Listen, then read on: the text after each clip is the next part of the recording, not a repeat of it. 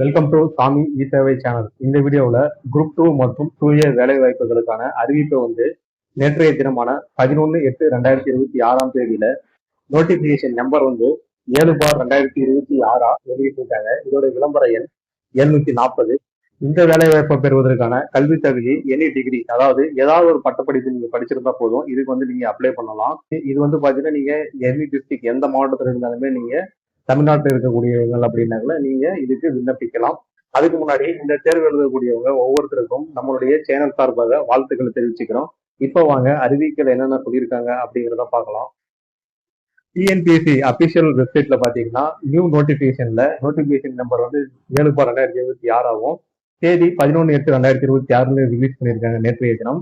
இதுல பாத்தீங்கன்னா ஒருங்கிணைந்த குடிமை பணிகள் தேர்வு 2 தொகுதி 2 மற்றும் 2A பணிகள் அப்படின்னு சொல்லி கொடுத்துருக்காங்க. இதெல்லாம் கிட்டத்தட்ட ஒரு 93 பக்கத்துக்கு ஒரு பெரிய பிடிஎஃபா கொடுத்துருக்காங்க. இதுல ஒவ்வொன்றுமே பாத்தீங்கன்னா அவங்க டீட்டெயிலா எக்ஸ்பிளைன் பண்ணி சொல்லியிருக்காங்க.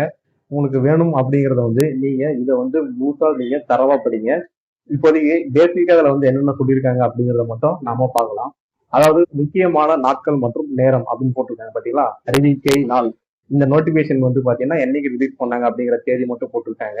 நீங்க இணைய வழியில விண்ணப்பத்தை சமர்ப்பிப்பதற்கான கடைசி நாள் மற்றும் நேரம், அதாவது இந்த அப்ளிகேஷன் என்னைக்கு க்ளோஸ் ஆகும் அப்படின்னு சொல்லி பாத்தீங்கன்னா 9 செப்டம்பர் 2026 நைட்டு 12 மணியோட இந்த அப்ளிகேஷன் க்ளோஸ் ஆகும். இதுக்கு மேல நீங்க ஃபீஸ் பேமெண்ட் பே பண்ணவும் முடியாது, அப்ளிகேஷன் சப்மிட் பண்ணவும் முடியாது. ஸோ அதுக்கு முன்னாடியே நீங்க அப்ளிகேஷன் போடுறதுக்கான எல்லா ப்ராசஸையுமே கம்ப்ளீட் பண்ணி வச்சிருங்க. இந்த எக்ஸாம் எழுதுறதுக்கு விருப்பமான இருக்கிறவங்களுக்கு மட்டும். இப்ப விண்ணப்பத்தை திருத்த தாராள கால அவகாசம் இருக்கு பாத்தீங்களா. சப்போஸ் இந்த நீங்க போட்ட அப்ளிகேஷன் உங்களுக்கு ஏதாச்சும் கரெக்ஷன் இருக்குது, கரெக்ஷன் பண்ணணும் அப்படின்னால இதுக்கு கரெக்ஷன் டேஷ்போர்டு ஒரு 2 டேஸ் ஓப்பன் ஆகும். அது பாத்தீங்கன்னா செப்டம்பர் 13ஆம் தேதியிலிருந்து செப்டம்பர் 15ஆம் தேதி வரைக்கும் கரெக்டா 2 நாள் இருக்கும். இது சப்போஸ் நீங்க இதுல பண்றதுல கரெக்ஷன் ஏதாவது இருக்கு, இந்த டாக்குமெண்ட் சப்மிட் பண்றதுக்கு அப்லோட் பண்ண மறந்துட்டேன், இல்லை இனிதான் டாக்குமெண்ட் வாங்கணும் அப்படின்னாலே ஒன்றும் பிரச்சனை இல்லை. நீங்க வாங்கி நீங்க அப்ளிகேஷன் போட்டுருங்க. போட்டுட்டு நீங்க அதுக்குள்ள பாத்தீங்கன்னா உங்களுக்கு பேமெண்ட் பண்றதுக்கு முன்னாடி நீங்க டாக்குமெண்ட் ரெடி பண்ணிட்டீங்கன்னா அப்லோட் பண்ணிட்டு போடுங்க. அப்படி இல்லைன்னா கரெக்ஷன் டேஷ்போர்டு ஒன்று கொடுப்பாங்க 2 நாள். அதுலயே நீங்க கரெக்ஷன் ஏதாச்சும் இருந்தது அப்படின்னா நீங்க பண்ணிக்கலாம். இதுல பாத்தீங்கன்னா பிலிமினரி எக்ஸாம் முதல்நிலை தேர்வு நடைபெறும் நாள் மற்றும் நேரம் கொடுத்துருக்காங்க பார்த்தீங்கன்னா. இது நவம்பர் 1ஆம் தேதி 2026 நடைபெறும் சொல்லியிருக்காங்க. காலை 9:30 மணி முதல் மதியம் 12:30 மணி வரை கிட்டத்தட்ட ஒரு 3 மணி நேரம் நடக்கும். இதுல நீங்க எலிஜிபிள் ஆயிட்டீங்க, பாஸ் ஆயிட்டீங்க அப்படின்னா உங்களுக்கான மெயின் எக்ஸாம் முதன்மை தேர்வுகள் பாத்தீங்கன்னா எங்க நடைபெறும் பாத்தீங்கன்னா அதுக்கான தேதி இப்போதைக்கு அறிவிக்கல. பட் இது முடிஞ்சதுக்கு அப்புறமா இதுல யாரெல்லாம் பாஸ் ஆயிருக்கீங்களோ அவங்களுக்கு மட்டும் மெயின் எக்ஸாம் கண்டக்ட் பண்ணுவாங்க. அதெல்லாம் நீங்க போயிட்டு எழுதுற மாதிரி இருக்கும். இப்போ இதை நம்ம ஆன்லைன்ல எப்படி விண்ணப்பிக்கிறது அப்படின்னு பாத்தீங்கன்னா www.tnpscexams.in அப்படிங்கிற தேர்வாணையத்துக்குள்ள நீங்க போயிடுங்க. உள்ள போயிட்டு அப்புறம் பாத்தீங்கன்னா அதுல ஓடிஆர் ரெஜிஸ்டர் பண்ணணும். ஆல்ரெடி நீங்க ஓடிஆர் வச்சிருக்கீங்க அப்படின்னாக்கல ஏற்கனவே பதிவு செய்தோர் அப்படிங்கிற பேஜுக்குள்ள போயிட்டு உங்களுடைய லாகின் ஐடி பாஸ்வேர்டு போயிட்டு நீங்க உள்ள போயிட்டு அப்ளிகேஷன் சப்மிட் பண்ணலாம். ஓடிஆர் இல்லை அப்படின்னாக்கல நீங்க புதுசா ரிஜிஸ்டர் பண்ற மாதிரி இருக்கும். பட் அது ஒரு பெரிய ப்ராசஸ் எல்லாம் கிடையாது. பேசிக்கான டீட்டெயில்ஸை மட்டும் நீங்க கொடுத்து அதை பதிவு பண்ற மாதிரி இருக்கும். அதை பதிவு பண்ணதுக்கு அப்புறமா நீங்க பண்ணலாம். அதே மாதிரி பாத்தீங்கன்னா எக்ஸாம் ஹாலுக்குள்ள தடை செய்யப்பட்ட பொருட்கள் என்னென்ன அப்படின்னு சொல்லி வச்சிருக்காங்க. ஸ்மார்ட் வாட்ச், மொபைல் போனு, அப்புறம் எலக்ட்ரானிக் கருவிகள், டிவைஸ், இந்த மாதிரி எல்லாம் நீங்க எதுவுமே எடுத்துட்டு போகக்கூடாது. மெமரி கார்டு, சிப்பு, ப்ளூடூத் இந்த மாதிரி எதுவுமே இருக்கக்கூடாது அப்படின்னு சொல்லியிருக்காங்க. இந்த மாதிரி நீங்க தடை செய்யப்பட்ட பொருளை நீங்க வச்சிருக்கீங்க, நீங்க எடுத்துட்டு போயிருக்கீங்க அப்படின்னால உங்களை சஸ்பெண்ட் பண்றதுக்கான வாய்ப்பு அதிகமாகவே இருக்குது. அடுத்ததா பாத்தீங்கன்னா எச்சரிக்கை அப்படின்னு சொல்லி ஒன்று சொல்லியிருக்காங்க. இதுல நீங்க லீகலா தான் நீங்க எக்ஸாம் எழுதி உங்களுடைய நாலேஜை யூஸ் பண்ணி தான் நீங்க வேலைக்கு போற மாதிரி இருக்கும். தவறான வழியில பணம் வாங்கி கொண்டு வேலை வாங்கி தரேன் அப்படின்னு சொல்லிட்டு சில பேர் இடைத்தரகர் புரோக்கர்ஸ் மூலியமா ஆசை வார்த்தை கூறினாங்கன்னா அவங்க கிட்ட நீங்க எந்த விதமான பணத்தையும் கொடுத்து இழந்துடாதீங்க. அதுக்கு தமிழ்நாடு தேர்வாணையம் பொறுப்பாகாது அப்படிங்கிறதையும் சொல்லியிருக்காங்க. ஸோ இதுல குரூப் 2 அதுல பதவிகள் என்னென்ன இருக்குன்னு சொல்லி பாத்தீங்கன்னா தொழிலாளர் நல வாரியத்துல உதவி ஆய்வாளர் இருக்குது. அதே போல 7 காகிதங்கள் இருக்குது. அதே போல வணிக வரிகள் துறையில பாத்தீங்கன்னா வணிக வரி அலுவலர் அதுல ஒரு போஸ்டிங் மட்டும் இருக்குது. அதே போல தமிழ்நாடு பொது சார்நிலை பணி வேலைவாய்ப்பு மற்றும் பயிற்சி துறை அதன் கீழ் பாத்தீங்கன்னா இளநிலை வேலைவாய்ப்பு அலுவலர், இது மாற்றுத்திறனாளி அல்லாதவர்களுக்கு இந்த ஒரே ஒரு போஸ்டிங் மட்டும் இருக்குது. அடுத்து பாத்தீங்கன்னா சிறைகள் மற்றும் சீர்திருத்த பணிகள்ல நன்னடத்தை அலுவலர் இதுல 5 காலியிடங்கள் இருக்குது. அதே போல தமிழ்நாடு பதிவு சார்நிலை பணி பதிவுத்துறையில பாத்தீங்கன்னா சார் பதிவாளர் கிரேட் 2 இதுல 3 போஸ்டிங் இருக்குது. அதாவது பதிவுத்துறையில் இருக்கக்கூடிய ரிஜிஸ்டர், சப் ரிஜிஸ்டர் சார் பதிவாளருக்கு 3 போஸ்டிங் இருக்குது. அதே போல சிறைகள் மற்றும் சீர்திருத்த பணிகள்ல சிறை அலுவலர் ஆண்கள், சிறை அலுவலர் பெண்கள், பெண்களுக்கு தனிச்சிறை. இதுல வந்து பாத்தீங்கன்னா ஆண்கள் சிறைச்சாலைக்கு 3 காலியிடமும், பெண்கள் சிறைச்சாலைக்கு 1 காலியிடமும் இருக்குது. அதே போல ஊழல் தடுப்பு மற்றும் கண்காணிப்பு பிரிவின் கீழ் சிறப்பு உதவியாளரா வந்து பாத்தீங்கன்னா 2 போஸ்டிங் இருக்கிறாங்க.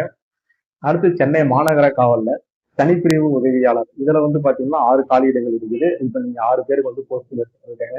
அதே போல குற்ற புலனாய்வு சைபர் கிரைம்ல தனிப்பிரிவு உதவியாளர்ல 3 போஸ்டிங் இருக்குது. அடுத்து சட்டம் துறையில உதவி பிரிவு அலுவலர். இதுல வந்து 5 காலியிடங்கள் இருக்குது. தமிழ்நாடு சட்டமன்ற பேரவையில உதவி பிரிவு அலுவலர். இதுல வந்து 2 காலியிடங்கள் இருக்குது. அடுத்தது தமிழ்நாடு அரசு பணியாளர் தேர்வாணையம். இதுல வந்து பாத்தீங்கன்னா 2ஆ பிரிச்சிருக்காங்க. ஒண்ணு வந்து உதவி பிரிவு அலுவலர்ல 1 போஸ்டிங்கும், உதவி பிரிவு அலுவலர் மற்றும் நிரலர் இதுல வந்து 1 போஸ்டிங் இருக்குது. டோட்டலா வந்து பாத்தீங்கன்னா குரூப் 2ல வந்து 41 போஸ்டிங் இருக்குது.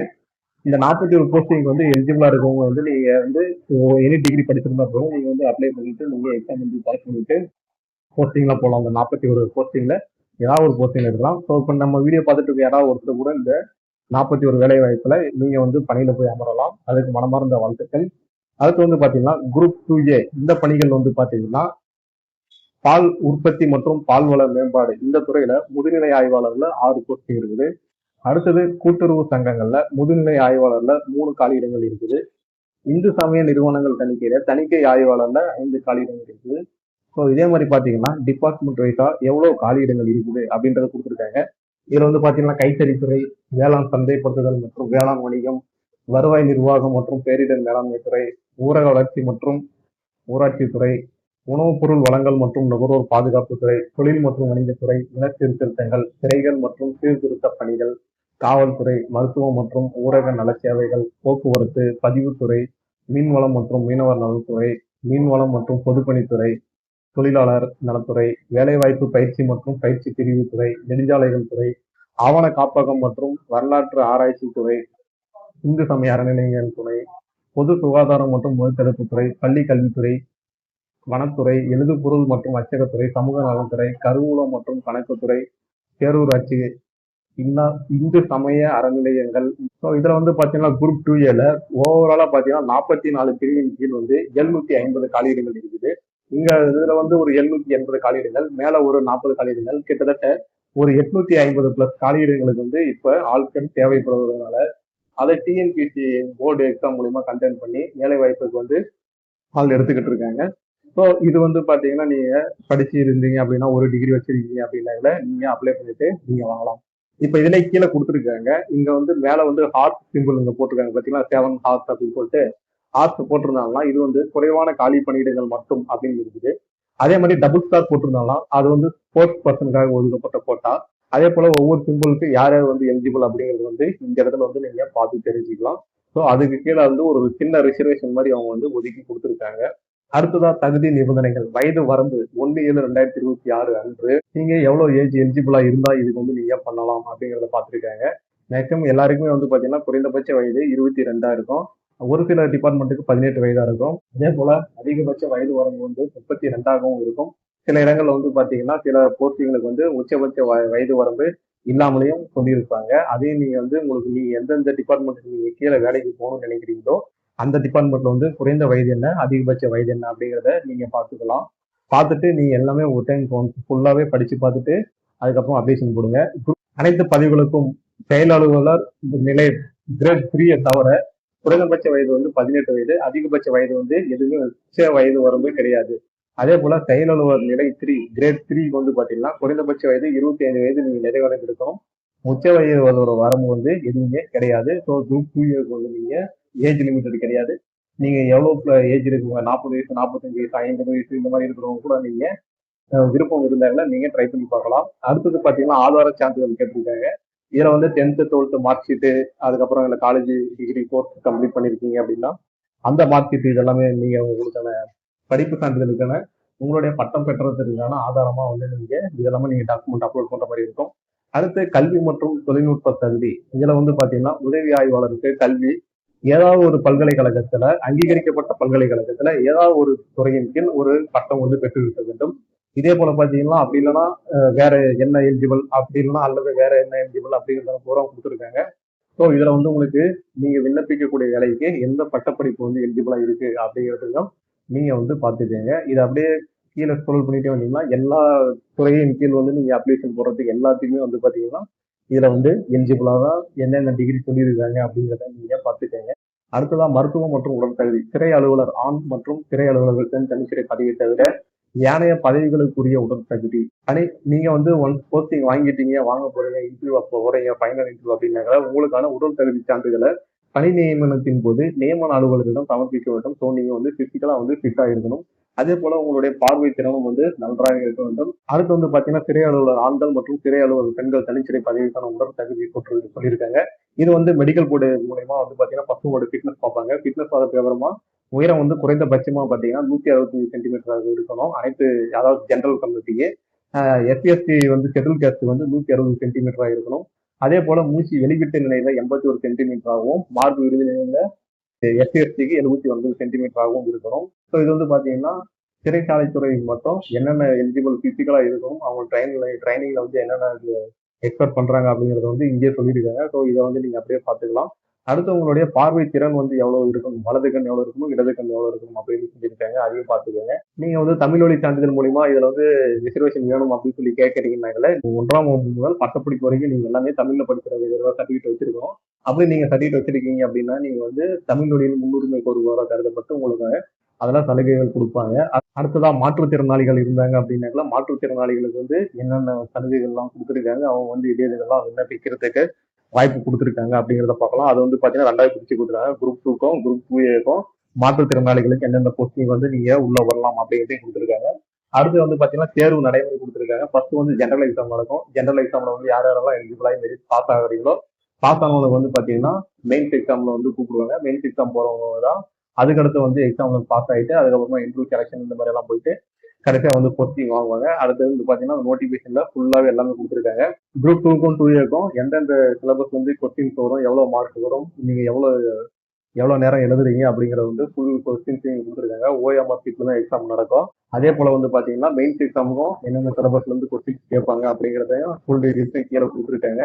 ஸோ ஒன்ஸ் நீங்க இந்த நோட்டிபிகேஷன் உங்ககிட்ட இருக்கு அப்படின்னால நீங்க ஃபுல்லா டவுன்லோட் பண்ணி நீங்க படிச்சு பாருங்க. குரூப் 2 மற்றும் குரூப் 2ஏக்கு விண்ணப்பிக்கிறதுக்கு முன்னாடி ஒருவேளை உங்களுக்கு இந்த நோட்டிபிகேஷன் இல்லை அப்படின்னால இந்த நோட்டிபிகேஷன் வந்து நான் கீழே கமெண்ட் பாக்ஸ்ல பின் பண்றேன். நீங்க அதை டவுன்லோட் பண்ணி கூட பார்த்துக்கலாம். அடுத்து நீங்க அப்ளிகேஷன் போறதுக்கு முன்னாடி உங்களுக்கு போட்டோ எப்படி இருக்கணும், உங்களுக்கு சைஸ் போட்டோ சைஸ் என்ன இருக்கணும், சிக்னேச்சர் சைஸ் என்ன இருக்கணும், அது உள்ள வந்து எப்படி எல்லாம் ஃபில் பண்ணலாம் அப்படின்றத வந்து ஒரு ஃபுல் பிடிஎஃபா ஒரு ஃபுல் டாக்குமெண்டாவே நீங்க ஸோ இதை வந்து நீங்க ஃபுல்லா தரவா படிச்சு பாருங்க. உங்களுக்கு ஏதாச்சும் சந்தேகம் இருக்கு அப்படின்னால நீங்க படிச்சு பாருங்க. இல்ல நான் ஆல்ரெடி குரூப் 2க்கும் 2ஏக்கும் அப்ளிகேஷன் போட்டு நல்லா வச்சிருக்கோம் அப்படின்னா நீங்க வந்து தாராளமா ஜென்ரலா ஒன்ஸ் மட்டும் பார்த்துட்டு நீங்க அப்ளிகேஷன் வந்து ஆன்லைன்ல அப்ளை பண்ண ஆரம்பிச்சிருங்க. ஸோ இது வரைக்கும் நம்மளுடைய வீடியோ பார்த்துட்டு சப்போர்ட் பண்ணவங்க இந்த எக்ஸாம் யார் யாரெல்லாம் எழுதுறதுக்கு நினைச்சிட்டு இருக்கீங்களோ அவங்களாம் வந்து கமெண்ட் சொல்லிட்டு போங்க. நாங்க உங்களுக்கு ஏதாச்சும் சிலபஸ் மெட்டீரியல் வேணும் அப்படின்னாலும் நாங்க உங்களுக்கு பிடிஎஃபா நாங்க உங்களுக்கு ஷேர் பண்றோம். சாமி சேவை மூலயமாக தேர்வு எழுதக்கூடிய அனைவருக்கும் உங்களுடைய மனமார்ந்த வாழ்த்துக்கள். இது வரைக்கும் நீங்க நம்ம சேனலை சப்ஸ்கிரைப் பண்ணலாம், சப்ஸ்கிரைப் பண்ணிடுங்க, அப்படியே லைக் பண்ணிடுங்க, வீடியோ ஷேர் பண்ணிடுங்க. நீ அடுத்த ஒரு வீடியோவில் சந்திப்போம். நன்றி.